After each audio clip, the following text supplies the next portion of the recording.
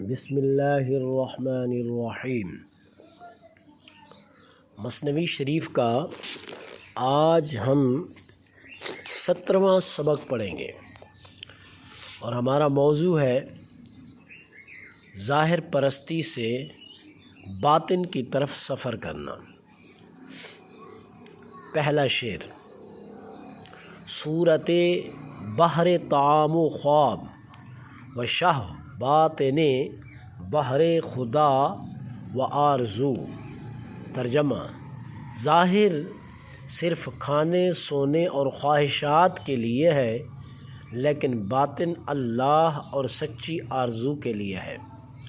تشریح: انسان کا ظاہر دنیاوی ضروریات میں مشغول ہے، مگر اصل حقیقت اس کے دل کی طلب ہے جو صرف اللہ کی طرف جھکتی ہے۔ حقیقت میں مقام اسی کو حاصل ہوتا ہے جو باطن کو سنوارتا ہے۔ دوسرا شعر: آں یک نقاش صورت ساز شد و آں دیگر نقاش جان پرداز شد۔ ترجمہ: ایک مصور صرف چہرے بناتا ہے، دوسرا مصور روح کی تصویر گری کرتا ہے۔ تشریح: یہ شعر ظاہر و باطن کے فنون کی تمثیل ہے۔ ایک فن صرف نظر کو خوش کرتا ہے، جبکہ دوسرا دل کو جگاتا ہے۔ مولانا روم رحمۃ اللہ تعالیٰ علیہ ہمیں باطنی فن یعنی روحانی معرفت کی دعوت دے رہے ہیں۔ تیسرا شعر: چشم اگر داری تو دل بینا شود ور نبینی کور گردد جان تو۔ ترجمہ: اگر تیری آنکھ ہو یعنی باطنی نگاہ تو تیرا دل بینا ہو جائے، اگر نہ دیکھے تو تیری جان اندھی رہ جاتی ہے۔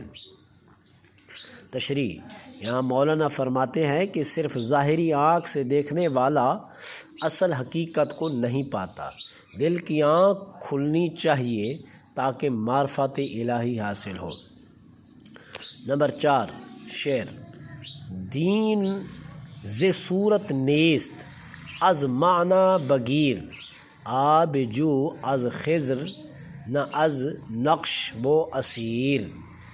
دین صرف ظاہری صورتوں سے نہیں، معنی سے لیا جاتا ہے۔ چشم ہدایت خضر سے ہے، نہ کہ نقش و ظاہری قائد سے۔ تشریح: مولانا ہمیں بتاتے ہیں کہ صرف رسم و رواج یا ظاہری عبادات کافی نہیں، اصل چیز روحانی کیفیت اور قرب الہی کی طلب ہے، حقیقی دین سے جڑا ہوا ہے۔ نمبر 5 جو دل از نقش جہان بیزار شد، در جہان دل خدا دیدار شد۔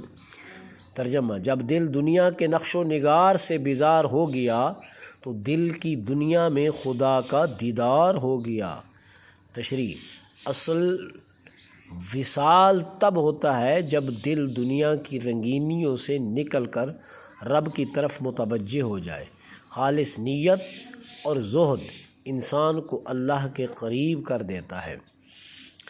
خلاصہ کلام: مولانا روم رحمۃ اللہ تعالیٰ علیہ اس سبق میں ہمیں دعوت دیتے ہیں کہ ہم صرف ظاہر پر نہ رکیں بلکہ باطن کو سنواریں۔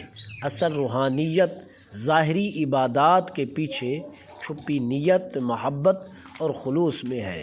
دنیا کی ظاہری چمک دمک فانی ہے، جبکہ دل کا سفر اللہ کی طرف ابدی ہے۔ جو دل اپنی طلب کو سچا کر لے وہی خدا تک پہنچاتا ہے۔